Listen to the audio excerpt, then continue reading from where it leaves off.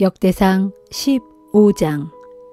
다윗 왕은 다윗성에 자기가 살 궁궐을 지은 후 하나님의 궤를 모실 장소를 마련하고 거기에 장막을 쳤다. 그리고 신하들에게 이렇게 지시했다. 레위 지파의 사람들 외에는 누구도 하나님의 궤를 메어서는 안 된다. 주께서 레위 사람들을 선택하셔서 오직 그들로 주의 궤를 운반하게 하고 또 하나님을 섬기는 일을 하게 하셨기 때문이다. 다윗은 자기가 마련해 놓은 장소로 주의 궤를 모셔오기 위해 이스라엘의 온 백성들을 예루살렘에 불러 모았다. 다윗이 예루살렘에 불러 모은 아론 자손의 제사장들과 레위 지파의 사람들은 다음과 같다.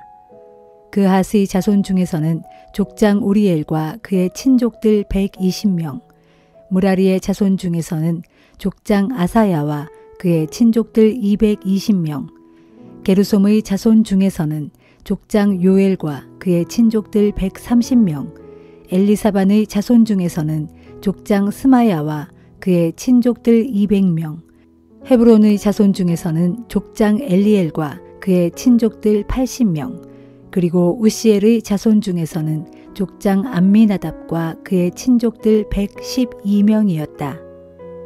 다윗은 대제사장 사독과 아비아다를 비롯하여 레위 사람들인 우리엘, 아사야, 요엘, 스마야, 엘리엘, 그리고 암미나답을 불러 모은 후 그들에게 말했다. 여러분은 레위 지파의 지도자들입니다.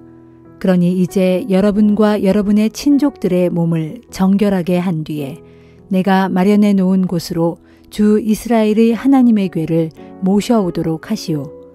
지난번에는 여러분이 하나님의 궤를 메지 않았기 때문에 우리 주 하나님께서 우리에게 진노하셔서 우리를 치셨소. 그렇게 된 것은 궤를 모셔오기 전에 우리가 어떤 방식으로 궤를 메어야 하는지 주께 먼저 여쭙지 않았기 때문이요. 이에 제사장들과 레위 사람들은 몸을 정결히 하여 주 이스라엘의 하나님의 궤를 예루살렘에 모셔올 채비를 갖췄다. 그런 다음에 레위 사람들은 주께서 모세에게 가르쳐 주신 대로 하나님의 궤를 채에 꿰어 자기들의 어깨에 메고 옮겼다. 다윗은 또 레위 지파의 지도자들에게 그들의 형제들 가운데 노래를 잘하는 사람들과 악기를 잘 다루는 연주자들을 가려내어 수금과 비파와 재금 같은 각종 악기들로 크고 즐겁게 풍악을 울려 주를 찬양하게 하라고 지시했다.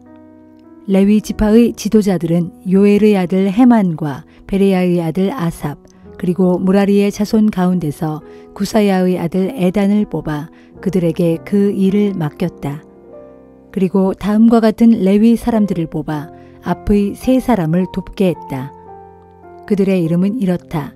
스가랴, 벤, 야하시엘, 스미라못, 여히엘, 운니, 엘리압, 부나야, 마아세야, 마띠디야, 엘리블레후, 믹네야, 그리고 문지기들인 오베데돔과 여이엘이다. 또 찬양대의 연주자들인 헤만, 아삽, 에단에게 청동 제금을 치게 하고 스가랴, 아시엘, 스미라못, 여히엘, 운니, 엘리압, 마아세야, 그리고 부나야에게는 높은 음에 맞춰 비파를 연주하게 했으며 마띠디야, 엘리블레후, 믹네야, 오베데돔, 여이엘, 그리고 아사시아에게는 낮은 음에 맞춰 수금을 연주하게 했다. 레위 사람의 우두머리인 그나냐는 노래를 잘했고 또 음악에 조예가 깊었으므로 찬양대를 맡아 지휘하게 했다. 베레기야와 엘가나에게는 하나님의 궤를 지키도록 했고 제사장들인 스바냐, 요사밧, 느다넬, 아미세, 스가랴, 부나야, 그리고 엘리에셀에게는 하나님의 궤 앞에서 나팔을 불게 했다. 또 오베데돔과 여히야에게도 역시 하나님의 궤를 지키도록 했다. 다윗 왕은 이스라엘의 장로들과 천부장들을 거느리고 주의 궤를 모셔오려고 기쁜 마음으로 궤가 보관되어 있는 오베데돔의 집으로 갔다. 하나님께서 주의 언약궤를 운반하는 레위 사람들을 도우셨기 때문에 다윗은 감사의 제물로 수송아지 7마리와 수량 7마리를 잡아 바쳤다.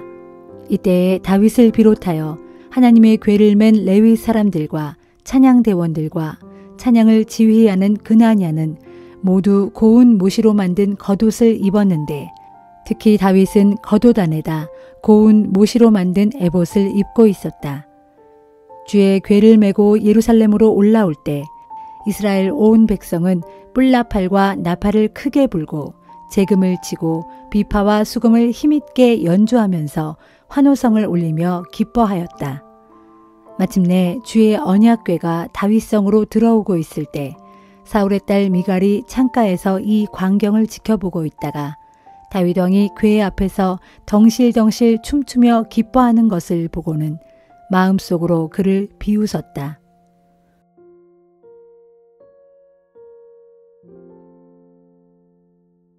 야고보서 2장. 나의 형제들이여, 여러분은 영광의 우리 주 예수 그리스도를 믿는 신앙인으로서 사람을 외모로 판단해서 차별해서는 안 됩니다.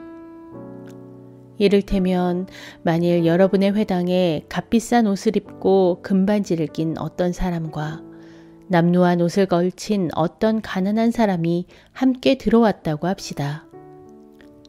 그런 상황에서 만일 여러분이 값비싼 옷을 입은 그 사람에게는 특별한 관심과 호의를 나타내면서 여기 좋은 자리에 앉으십시오 라고 친절하게 말하고, 반면에 남루한 옷을 걸친 가난한 사람에게는 당신은 거기에 서 있든지 내 발판 밑에 앉든지 하시오 라고 퉁명스럽게 말한다면 바로 여러분이 악한 마음을 품고 외모로 사람을 판단하여 차별한 것이 아니고 무엇이겠습니까? 나의 사랑하는 형제들이여, 내 말을 잘 들으십시오. 하나님께서는 세상의 가난한 사람들을 택하셔서 믿음에 부요한 사람이 되게 하시고 나아가 자신을 사랑하는 그 사람들에게 약속하신 그대로 하늘나라를 유업으로 물려주신 것이 아닙니까? 그런데도 여러분은 그런 가난한 사람들을 업신여긴 것입니다. 잘 생각해 보십시오.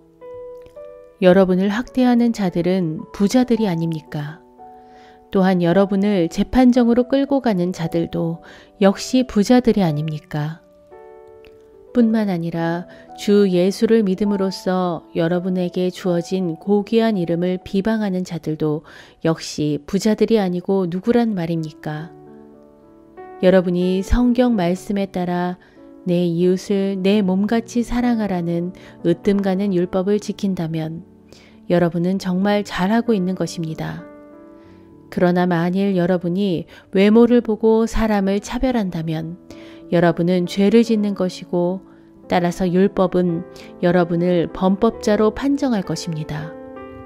누구든지 율법 전체를 다 지키다가도 그중 한 가지만 어기게 되면 율법 전체를 어긴 셈이 되기 때문입니다. 간음하지 말라 하고 말씀하신 하나님께서는 또한 살인하지 말라고도 말씀하셨습니다. 그렇기 때문에 비록 간음을 하지 않았더라도 살인을 했다면 그 사람은 율법 전체를 어긴 사람이 되는 것입니다. 장차 여러분은 우리에게 자유를 가져다 주는 주의 법에 따라 심판을 받게 된다는 것을 명심하고 그런 각오로 말하고 또 행동하도록 하십시오. 그날에 자비를 베풀지 않은 사람들에게는 자비 없는 심판이 있을 것입니다. 참으로 자비는 심판을 이깁니다. 나의 형제들이여, 누가 믿음이 있다고 말하면서도 행함이 없으면 그 믿음이 무슨 소용이 있겠습니까? 그런 믿음으로 어떻게 구원을 받을 수 있겠습니까? 여러분 가운데 어떤 형제나 자매가 헐벗은 데다 그날에 먹을 식량조차 없는데 그런 사람에게 다가가서 말하기를 평안히 가서 몸을 따뜻하게 하고 배불리 먹도록 하십시오 하면서 실제로 몸에 필요한 것들을 주지 않는다면 그런 말이 도대체 무슨 소용이 있겠습니까? 이와 같이 믿음에 행함이 따르지 않는다면 그 믿음은 죽은 것입니다. 그러나 혹 어떤 사람은 이렇게 당당히 말할 수 있습니다. 당신에게는 믿음이 있지만 나에게는 행함이 있소. 자, 행함이 없는 당신의 믿음이란 것을 보여주시오. 그러면 나는 행함으로 나의 믿음을 당신에게 보여주겠소. 여러분은 하나님께서 한 분이심을 믿습니다. 좋습니다. 그런데 귀신들도 그렇게 믿고 두려워 떱니다. 아, 참으로 어리석은 사람이여. 행함이 없는 믿음은 정녕 아무 소용이 없다는 것을 모르십니까? 우리 조상 아브라함을 보십시오. 그는 하나님의 말씀에 순종하여 자기 외아들 이삭을 제단에 바치는 행함으로 말미암아 의롭다고 인정받지 않았습니까? 여러분이 보는 대로 아브라함의 믿음에는 행함이 따랐으며 그런 행함으로 인해 아브라함의 믿음이 온전하게 된 것입니다. 그래서 성경에 기록된 대로 아브라함이 하나님을 믿었으므로 하나님께서는 그의 믿음을 보시고 아브라함을 의롭게 여기셨다라는 말씀이 이루어졌고 또 그는 하나님의 벗으로까지 불렸습니다. 이와 같이 사람이 그 행함으로 하나님께 의롭다고 인정받는 것이지 행함이 없이 단지 말로만 믿는다고 해서 의롭게 되는 것이 아닙니다. 여리고 성의 기생 라합도 이스라엘의 정탐꾼들을 영접하여 숨겨준 후에 다른 길로 무사히 보내준 그 행함으로 인해 의로운 사람으로 인정받지 않았습니까? 그렇습니다. 영혼 없는 몸이 죽은 것과 같이 행함 없는 믿음은 죽은 것입니다.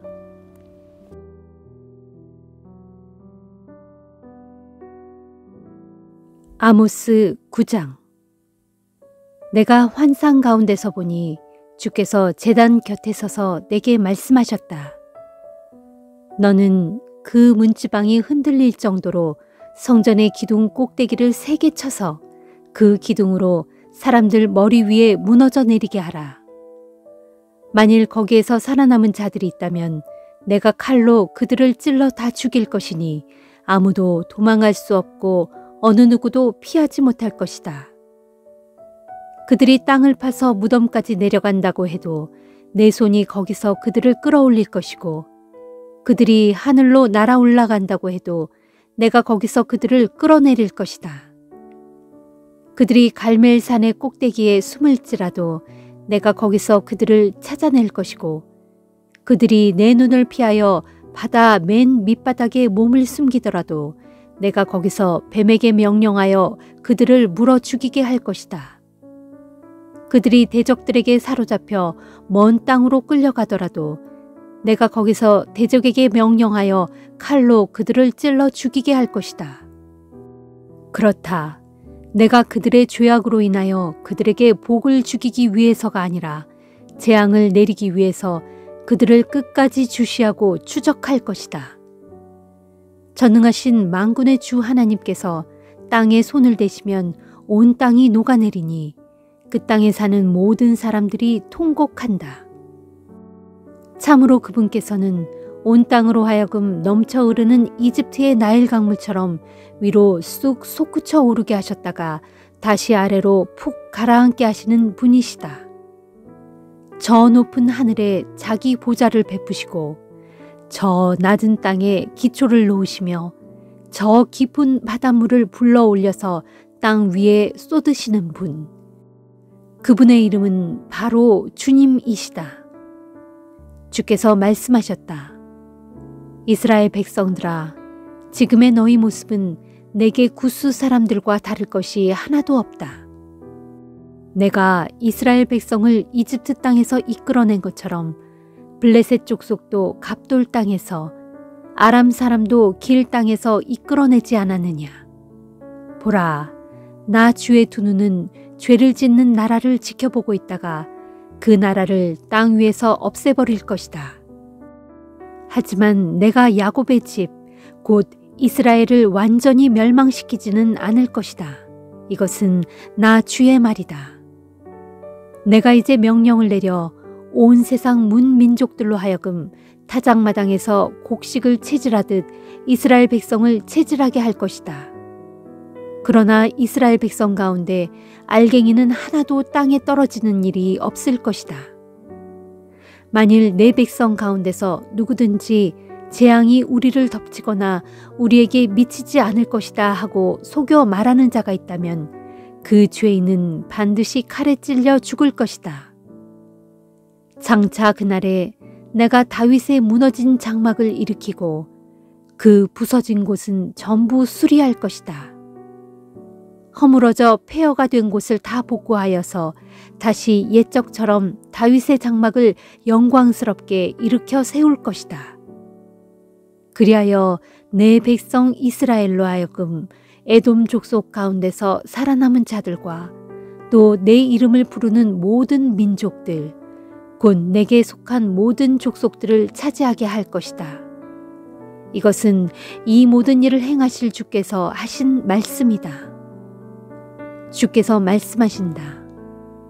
보라, 그날이 이를 것이다.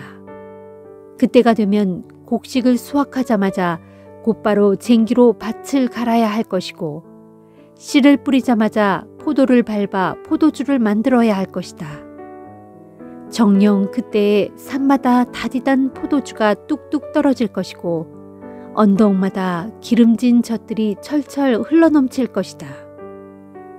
장차 그날에 내가 또 이방 땅에 사로잡혀간 내 백성 이스라엘을 그들의 고향 땅으로 다시 데려올 것이니 그들이 폐허가 된 자기들의 성읍을 다시 일으켜 세우고 거기서 살아갈 것이다.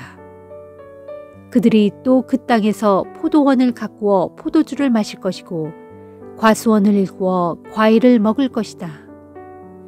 정녕 그날에 내가 내 백성 이스라엘을 그들의 본래 땅에 도로 심을 것이니 내가 그들에게 준 그 땅에서 그들이 다시는 뿌리 뽑히는 일이 없을 것이다.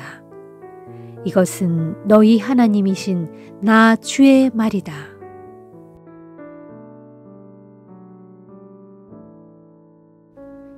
누가복음 4장. 예수께서 성령으로 충만해져 요단강에서 돌아오셨다. 그런 후 성령에 이끌려 광야로 가셨다. 거기서 예수께서는 40일 동안 마귀에게 시험을 받으셨다. 그동안 아무것도 잡수시지 않았기 때문에 예수께서 몹시 시장하셨다. 그때 마귀가 예수께 말했다. 만일 네가 하나님의 아들이라면 이 돌더러 빵이 되라고 말해보아라. 예수께서 마귀에게 대답하셨다. 성경에 기록되어 있기를 사람이 빵으로만 사는 것이 아니다 라고 하였다. 이번에는 마귀가 예수를 높은 곳으로 데리고 올라가 순식간에 세상의 모든 나라들을 보여주며 말했다. 내가 너에게 저 모든 나라들을 다스리는 권세와 영화를 주겠다. 세상을 다스릴 권세는 나에게 속하여 있기 때문에 내가 원하면 누구에게나 줄 수 있다. 자, 나에게 경배하여라. 그렇게 한다면 그 모든 것들이 다 너의 것이 될 것이다. 예수께서 마귀에게 말씀하셨다. 성경에 기록되어 있기를 주 너의 하나님을 경배하고 오직 그분만을 섬기라 하였다. 마지막으로 마귀는 예수를 데리고 성전 꼭대기로 올라가서 말했다. 만일 네가 하나님의 아들이거든 여기서 한번 뛰어내려 보아라. 성경에 기록되어 있기를 하나님께서 너를 위해 천사들에게 명하여 너를 보호하실 것이니 천사들이 손으로 너를 떠받쳐 너의 발이 돌에 부딪히지 않게 할 것이다 라고 하였지 않느냐. 예수께서 마귀에게 대답하셨다. 성경에는 기록되어 있기를 주 너의 하나님을 시험하지 말라 하였다. 이처럼 마귀는 모든 시험을 끝마치고 적절한 시기가 올 때까지 다음 기회를 노리면서 당분간 예수를 떠나갔다. 예수께서 성령의 능력이 충만해져서 갈릴리로 돌아오셨다. 예수의 소문이 이내 갈릴리 지방에 두루 퍼져나갔다. 예수께서는 갈릴리 지방의 여러 회당에서 가르치셨고 가르침을 받는 사람들마다 모두 예수를 칭송하였다. 예수께서 자신이 자라난 고향 나사렛 마을로 가셨다. 안식일이 되자 예수께서는 늘 하던 대로 회당에 가셨고 거기서 성경을 읽으려고 자리에서 일어나셨다. 예언자 이사야의 두루마리를 건네받아든 예수께서는 두루마리를 펼치고 읽어내려 가셨다. 주의 영이 나에게 임하셨으니 그것은 가난한 자들에게 복음을 전하게 하시려고 주께서 내게 기름을 부으셨기 때문이다. 주께서는 나를 보내셔서 포로로 붙잡힌 이들에게는 자유를 선포하게 하셨고 앞을 못 보는 이들에게는 눈을 뜨게 해서 다시 보게 하셨다. 또 억눌린 사람들은 다 풀어주게 하셨고 주께서 은혜 베푸실 때를 사람들에게 널리 선포하게 하셨다. 이 말씀을 읽으신 후 예수께서는 두루마리를 말아 시중 드는 사람에게 돌려주시고 자리에 앉으셨다. 회당에 모인 사람들의 시선이 모두 예수께로 쏠렸다. 예수께서 그들에게 말씀하셨다. 오늘 이 성경 말씀이 다 이루어졌습니다. 그러자 모든 사람들이 감탄하고 예수의 입에서 나오는 은혜로운 말씀에 놀라면서 저 사람은 본래 요셉의 아들이 아닌가 하고 수군거렸다. 이에 예수께서 그들에게 말씀하셨다. 여러분은 분명 의사여 내 병이나 고쳐라 하는 속담을 내게 들이대며 가버나움에서 행했다는 기적을 이곳 당신의 고향 나사렛에서도 한번 해보시오 하고 말하고 싶을 것입니다. 그러나 내가 분명히 여러분에게 일러둡니다. 자기 고향에서 환영받는 예언자는 없습니다. 예언자 엘리야가 시돈 땅에 있는 사렙다 과부를 도운 일을 생각해 보십시오. 3년 6개월 동안이나 비가 오지 않아 온 땅에 기근이 계속되어 도움이 필요한 이스라엘의 과부들이 수두룩했지만 엘리야는 단지 이방인 과부 한 사람만을 도왔을 뿐입니다. 엘리사는 또 어떠했습니까? 이스라엘 땅에는 나병 환자들이 수두룩했는데도 그는 단지 수리아 사람 나아만을 고쳐주었을 뿐입니다. 회당에 있던 모든 사람들이 예수의 이 말씀을 듣고 잔뜩 화가 났다. 그래서 그들은 예수께로 몰려가 그를 동네 밖으로 쫓아냈다. 그리고는 예수를 벼랑으로 끌고 가서 아래로 밀쳐 떨어뜨리려고 하였다. 그러나 예수께서는 군중들의 한가운데를 헤치고 지나간 다음 그곳을 떠나가셨다. 예수께서 갈릴리 지방의 가버나움으로 가셔서 안식일에 회당에서 설교하셨다. 예수의 말씀이 워낙 독특하고 권위가 있어서 사람들은 모두 크게 놀랐다. 그때 악한 귀신 들린 사람 하나가 회당에 있다가 예수를 향해 큰 소리로 외쳤다. 아, 나사렛 예수여, 당신은 우리에게 무엇을 원하십니까? 우리를 멸하려고 오셨습니까? 나는 당신이 누구인지 잘 압니다. 당신은 하나님께서 보내신 거룩한 분이십니다. 그러자 예수께서 엄히 꾸짖으셨다. 입 다물고 그 사람에게서 당장 나가라. 귀신은 사람들이 모두 지켜보는 앞에서 그 사람을 내동댕이 친 후에 떠나갔다. 그러나 그 사람은 아무 상처도 입지 않았다. 사람들은 크게 놀라서 서로 수군거렸다. 이건 도대체 무슨 가르침인가? 이분의 말씀에는 도대체 무슨 능력이 있기에 귀신까지도 복종하는가? 예수께서 행하신 이 일은 화제거리가 되어 삽시간에 온 지방으로 퍼져나갔다. 예수께서 회당을 떠나 시몬의 집으로 가셨다.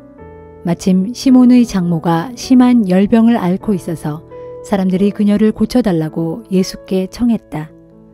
예수께서 그 부인을 굽어보신 후 열병을 꾸짖자 즉시 병이 나았다. 시몬의 장모는 자리에서 일어나 그들을 위해 시중을 들었다. 날이 저물자 마을 사람들은 온갖 병자들을 예수께 데려왔다. 예수께서 각양 병자들에게 일일이 손을 얹어 그들의 병을 고쳐주셨다. 특히 귀신 들린 사람들도 모두 고침을 받았다. 귀신들은 떠나가면서 아, 당신은 하나님의 아들입니다 하고 외쳤다. 귀신들은 예수가 그리스도인 줄 이미 알고 있었던 것이다. 하지만 예수께서는 그런 귀신들을 엄히 꾸짖어 그 말을 하지 못하게 하셨다. 날이 밝자 예수께서는 홀로 한적한 곳으로 가셨다. 사람들이 사방으로 찾아 헤매다가 예수를 찾자 자기들을 떠나지 말아달라고 간청했다. 예수께서 말씀하셨다. 나는 다른 마을에서도 하나님 나라의 복음을 전해야 합니다. 그 일을 위해서 하나님께서 나를 보내셨기 때문입니다. 그 뒤 예수께서는 유대의 여러 회당을 두루 다니시며 하나님 나라의 복음을 전하셨다.